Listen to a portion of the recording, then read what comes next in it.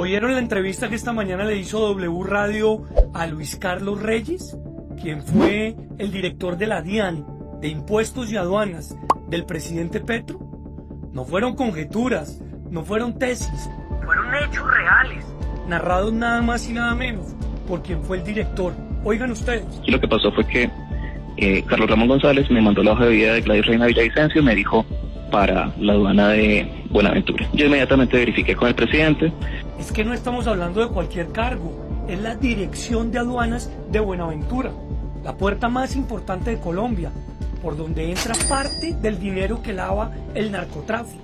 Y es que según Reyes, ese nombramiento fue pedido y autorizado directamente por el presidente Petro. Oigan.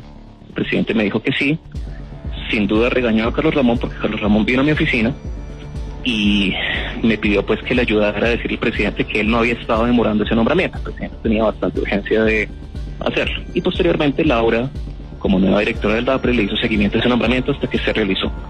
Y es que acá se repite la historia. ¿Se acuerdan el cuento del señor Ambuila, cuya hija compró un Ferrari y vive en Estados Unidos con la plata de las coimas que le entregaban por el contrabando? Se repite la historia. Urgencia presidencial, seguimiento desde Palacio. Esto no fue un error, es una decisión consciente que demuestra la podredumbre de las aduanas en Colombia, pero más en un gobierno que dijo elegirse para limpiar la corrupción. Pero lo más grave viene después. Luis Carlos Reyes relata lo que le explicó Carlos Ramón González, hoy prófugo de la justicia, asilado en Nicaragua bajo el régimen dictatorial de Ortega. Y me dijo Carlos Ramón que había un español de nombre Ramón, que el presidente tenía como observando las cosas en Buenaventura y que este señor Ramón había recomendado a Gladys Reina. Ese español es Ramón de Devesa, un nombre que se repite y se repite en Colombia, no solamente en investigaciones periodísticas, sino asociado a Papá Pitufo, y lo más complicado, asociado a conversaciones con funcionarios de la Dirección Nacional de Inteligencia.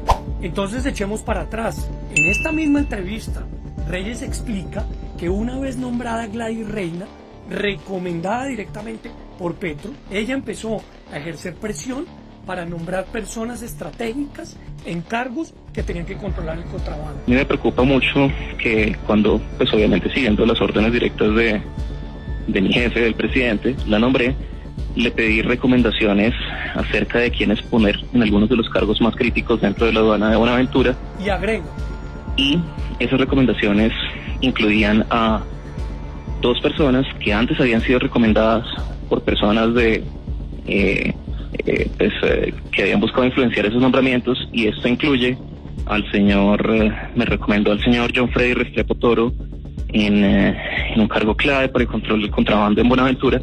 El señor John Freddy Restrepo Toro era la misma hoja de vida que me había traído Juan Fernando Petro junto con el señor César Valencia a puro principio del gobierno. Entonces, las mismas personas, las mismas hojas de vida, las mismas mañas para lograr identificar cuáles son los cargos estratégicos que deciden en Buenaventura qué carga se revisa y cuál no. Por eso el mismo Reyes concluye que ese nombramiento para controlar el contrabando, por lo menos esta idea de nombrarla a ella como alguien que iba a poder controlar el contrabando era una idea errada.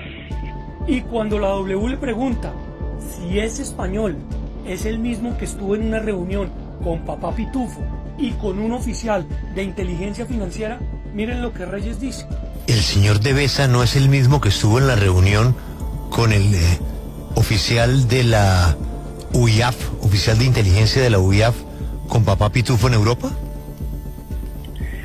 Eso es lo que yo tengo entendido. A mí Carlos Ramón me habló simplemente de un español de apellido, de nombre Ramón. Infiero que se trata de la misma persona. Y aquí está el fondo del escándalo.